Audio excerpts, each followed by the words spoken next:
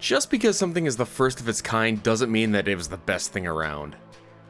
Not every new weapon is going to carry a dreadnought effect, which is in reference to HMS Dreadnought, the first of its kind that revolutionized naval warfare. A great example of this is the ME-262, covered in depth by Lord Hardthrasher. As always, he did a great job breaking down the aircraft, and he highlights that while it may have been the first jet fighter used en masse, it didn't carry nearly the impact the Germans hoped it would have. Overall, it really was a failure. On that note, the 262 is just the tip of the iceberg, and I wanted to take my stab at some of the lesser-known German so-called wonder weapon aircraft. There's a commonality among the Wehraboo crowd, and for those of you who don't know what Wehraboo means, it's a term for someone who champions German engineering or leadership in World War II. As such, they are obsessed with hypothetical what-ifs. What if Germany had more Tiger tanks? What if the Reich fielded the STG-44 in 1941? What if the ME-262 was in combat earlier? What if Hitler was a competent leader? You get the idea. They basically fantasize about Nazi Germany winning the war, and in some cases feel the world would be better off for it. Well, yeah, a lot of them turn out to be thinly veiled neos in one way or another. I know what you did in your Hearts of Iron 4 campaign, you can't fool me. The 262 was just the tip of the iceberg, as German scientists had almost a dozen other jet or rocket-propelled so-called superfighters in the works by war's end. Some flew, while others were relegated to artistic visions, yet they all had one thing in common. They all sucked.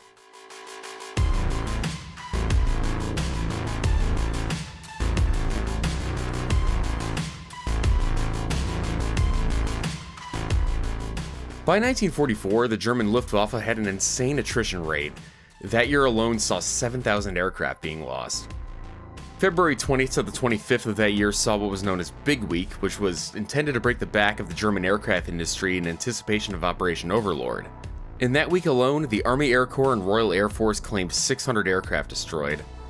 This left the Luftwaffe scrambling to find new, low-cost interceptors to shore up their numbers. Practically any asshole looking to put forward a fighter design was listened to, no matter how outlandish. One of the few last-ditch German interceptors actually implemented in decent numbers was the Me-163 Comet. By 1944, the Comet was already deep into development. A core figure in the Me-163's birth was Alexander Lippisch, a pioneer of delta wing and tailless aircraft designs. Lippisch had already worked on a series of experimental gliders with the goal of achieving a stable flight platform without a conventional tail. In 1939, his project, the DFS-194, caught the eyes of the German Air Ministry. The 194 was soon modified to accept a rocket motor intended for short, high-speed hops. The rocket motor was based off of the work of Helmuth Walter, who had been conducting work with hydrogen peroxide fuels. Now, these compounds made for a powerful rocket motor, but were extremely volatile. The Walter HWK-109-509 engine finalized for the Comet was powered by T-Stoff, hydrogen peroxide, and C-Stoff, which was a mix of hydrazine hydrate and methanol. All explosion risks aside, the fuels were notoriously dangerous to handle and would melt through human skin like a red-hot nickel ball. I'm not the brightest crayon on the box, but I sure as shit would not have wanted to have that cocktail of crap sitting inches behind me. It got better too. So most aircraft have wheeled landing gear to settle back onto a runway. Not the Comet. To save weight, the 163 had a pair of wheels that would be jettisoned after takeoff and a single ski would be extended for touchdown. If you had any of that fuel sloshing around and you landed too hard, you could kiss your crowd ass goodbye. Dangerous to the pilot from the aircraft aside, you were looking at a parabolic flight profile that would take the Comet to almost 40,000 feet. The plane would then dive down and attack Allied bombers with a pair of Mark 108 30mm cannons. After running out of gas, the Comet would become a glider, requiring the pilot to fly the stubby interceptor back to its airfield, all the while vulnerable to enemy fighters. So yeah, it was an extremely flawed concept. All in all, despite over 350 examples being built, the Comet only scored between 9 and 16 Allied aircraft kills depending on the source you're looking at. At the same time, 10 were reported to have been shot down by Allied aircraft, and 9 more of the Reich's dwindling pilot numbers were lost in accidents alone. One particularly gruesome fate fell upon Joseph Post, a 31-year-old ace for the Battle of Britain and the Eastern Front transferred to the Comet program. On December 30th, 1943, his Comet cartwheeled after the detachable dolly wheels bounced off the ground and hit his plane. The Me-163's engine shut off automatically, and the glider's wing hit the ground. When his fellow pilots came upon the crash site, they bore witness to Post's right arm and cranium practically dissolved at a chemical level by the T-Stoff mixture that had ruptured from the fuel tanks. So much for 43 victories. Of course, the Comet wouldn't be the Reich's only attempt at a silver bullet, war-winning interceptor.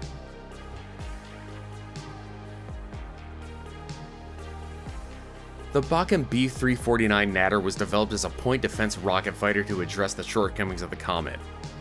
In concept, it was a piloted surface-to-air missile that would launch vertically at an American bomber formation, let loose with a volley of R-4M rockets, then fall back to Earth after its fuel was consumed. The Natter was powered by a pair of solid rocket boosters which would be discarded before a liquid-fueled motor would take over. Once the fuel was expended, by now well over the bomber formation, the Natter's pilot would take over and make a gliding attack with its rocket package. Instead of landing, the plane would separate around the cockpit and let the pilot fall out and deliver himself to the ground under parachute. In theory, should the Natter under its own parachute land safely, it could then be retrofitted and reused. Such a flight profile negated the need for any runway facilities as well as the need to glide back home unpowered and thus become vulnerable to any Allied fighters. There was even a conceptualized version of the Natter not fitted with rockets, but a nose hardened with concrete to act as a flying ram. This naturally didn't get off the ground, no pun intended. On March 1st, 1945, the Natter was set for its first test flight. At the controls was Lothar Sieber, a young pilot who, prior to his test pilot career, flew the Arado AR-232. Upon launching from the rail, the stubby rocket plane was seen arcing vertically into a cloud layer, only for it to stall and slam into the ground at several hundred miles an hour. It's assumed Sieber was knocked unconscious during the violent launch and didn't have a chance. Now, Sieber was an experienced pilot, and the Natter was intended for use by teenagers right out of flight school. Given the violent characteristics of the rocket plane, the SS canceled the program and the remaining Natter prototypes are relegated to unmanned rocket testing. If anything, Sieber can be remembered as the first man to launch vertically under rocket power, 15 years before Yuri Gagarin would launch in Vostok 1, so there's that at least.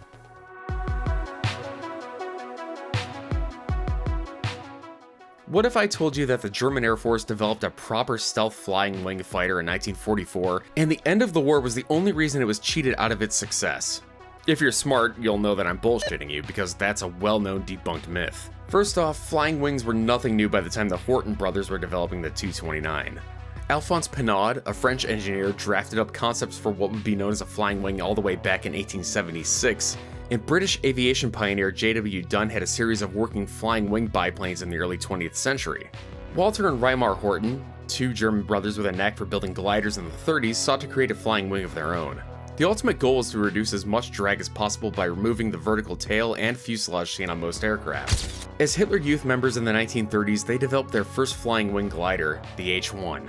Into the war years, they refined their glider designs, and it was soon envisioned that a jet-powered variant would make a decent fighter. Allocated 500,000 Reichmarks by Hermann Goering, the brothers developed what would become the HO-229. Powered by the same temperamental UMO engines as the Me-262, the HO-229 was a completed prototype by December 1944. This wouldn't be a German prototype aircraft if it didn't end up crashing, however. On February 18, 1945, the sole complete HO-229 crashed. Details on why it crashed are scarce, but from what I can scrape together, one of the UMO engines failed, as they often did, sending the flying wing into a death spiral. Its pilot, Erwin Ziller, was killed on impact. Modern aviation enthusiasts have often claimed that the flying wing technology captured by the Germans were a direct influence on the modern B-2 Spirit. However, nothing could be further from the truth. Despite the Tu-29 having a lower radar cross-section as a side effect of its flying wing design, stealth was never really a factor in its development, and it wasn't the only flying wing around in the 1940s. In the United States, legendary designer Jack Northrop was busy at work with his own flying wing prototypes, completely divorced from the Germans. The propeller-driven N9M family had been flying since 1942, though due to their own issues they never saw full production. The Northrop aircraft developments culminated in the XB-35 and YB-49 bombers, the latter of which had 9 examples ready for initial production by 1950, when they were ordered scrapped in favor of the more conventional B-47. The cancellation of the B-49 devastated Jack Northrop, who resigned from the company 2 years later. When the Northrop Company became involved in the stealth bomber program in the late 1970s, it was their previous line of flying wings they drew inspiration from. In 1980, after suffering a stroke that left him mute, Jack Northrop was visited by designers from the company he founded, with concepts for a flying wing stealth bomber. In the end, Jack knew his life's work wasn't forgotten and would go on to shape aerial bomber designs of the future. It wasn't the German design that would shape the B-2, but a homegrown flying wing. During all of this, the sole surviving HO-229 lay in the Smithsonian, lacking wings and in a state of disrepair. It wasn't until 1983 that Reimar Horton wrote in a publication that he intended to coat the aircraft in a mixture of sawdust, charcoal, and glue to help lower its radar cross-section. A claim which had never been revealed to anyone prior. Not the Luftwaffe, not the Allied powers who captured him, no one. In my opinion, he was full of shit. Even if the compound would have absorbed radar waves, which it didn't, the 229 had a massive pair of engine intakes on each side of the cockpit. Exposed engines like these are almost impossible to hide from radar, which is why you see modern stealth aircraft ducking their intakes to hide their fan blades. The whole idea of the HO-229 being any form of stealth fighter is a pure Veribooism spawned in the 1980s by a failed aircraft designer looking to grasp at any fleeting clout he could in his elder years. It says a lot about you when not even Operation Paperclip wants to take you in. Reimar Horton attempted to design more flying wings for Argentina, such as the IA-38 cargo plane, but it only flew 4 times and it was shit canned due to unsatisfactory results. Reimar would pass away in Argentina in 1994. His brother Walter would stay in Germany as a NATO general, passing away 4 years later.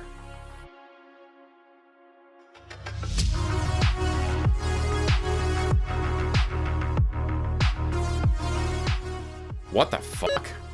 An honorable mention I want to go into is the Focke-Wulf Triebflügel. This was another radical design intended to operate free from airstrips. I wanted to touch on this paper-only design because while it was trying to address a real issue, it had all of the hallmarks of other failed German tech and really never would have worked. The aircraft would have likely been a nightmare for even experienced pilots to handle, let alone the 18-year-old cannon fodder manning the Luftwaffe by the late war period. The United States experimented with similar concepts in the post-war era like the Lockheed XFV Salmon and XFY Pogo. While the designs were intended for carrier use, the overall concept was similar. A vertically launched aircraft that would transition to forward flight after takeoff. They didn't get far in development for a multitude of reasons, but mainly, they were ridiculously hard to operate for even experienced test pilots. The idea of squadrons of Triebflügel ripping into American bomber formations and safely landing at their fields was always a pipe dream. Difficulties in operations aside, the ramjet technology was still in its infancy, and rockets would have been required to spin the jets fast enough to allow their ram air mechanisms to function properly. I don't even want to think about the ramifications of bailing out of the thing. The second Nazi Germany declared war on the world, they were doomed to fail. They lacked the resources, manpower, and organization necessary for such an undertaking. As I researched these German blunders, it became evident that they had a very different philosophy as opposed to the Allies. The Allies stuck with relatively conventional platforms, all the while improving on deficiencies they may have had. By war's end and through their powerful industrial might, they were cranking out mass numbers of the best pistoned aircraft of the war. Meanwhile, Nazi Germany kept shotgunning ideas for radical wonder weapon aircraft that were intended to outclass the mass numbers of Allied aircraft. Burning millions of Reichsmarks and questionable jet and rocket fighters took away from improvements to their conventional, albeit obsolete airframes, and with that came mass losses of experienced pilots they couldn't afford to lose. The Allies saw more value in taking their aces off the front line and using them to better educate trainees. So while the Axis had aces with higher kill counts, for every pilot scoring 100 plus kills before being killed themselves in test flight or combat, the Allies had dozens of well-trained pilots who would outlive them. By war's end, the Allies had their own jet fighters coming onto the scene. Planes like the Gloucester Meteor and YP-80 Shooting Star were safer and easier to operate than, for example, the Me-262 and were more capable. Now, that might be a good topic to tackle down the road in a video. But what if these German superfighters made it into service and, due to, say, a failed Normandy invasion, the war extended into 1946 or 1947? Oh, I'll show you what would have happened.